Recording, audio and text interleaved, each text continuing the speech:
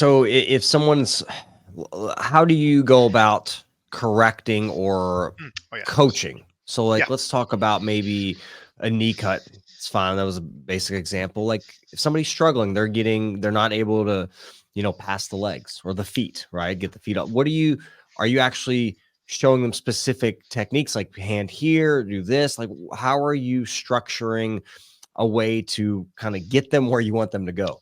For sure. So the main method we use to enact the ecological approach is something called the constraints-led approach. So we use constraints, and again, not the colloquial term of constraints. We're not restraining them. We're constraining them, which academically means removing options or removing potential solutions. So we're creating what we call task-based games. Okay, so we're putting them in a small aspect of the whole game. Okay, so that's why we call it a game, because jiu-jitsu is a game. And so we'll put them in a small aspect of the game and we'll constrain them by giving them tasks to perform in that small slice of the game that guide them towards the outcome. So an example would be starting an arm lock position and using your legs to hold your partner down. That's it. Don't let the arm go. Don't let your partner get off the mat. Hold them there as long as you can. Defending player, get your arm out.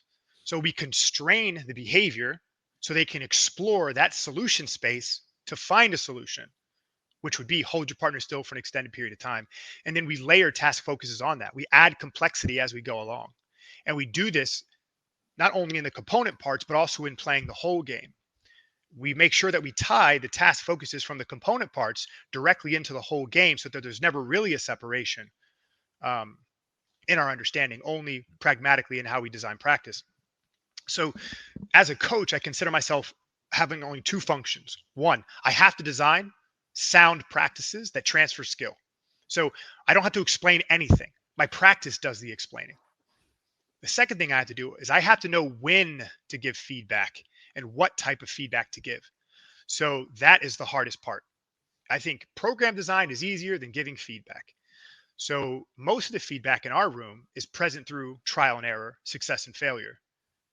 The only type of feedback that I give is when a student notices what's going on.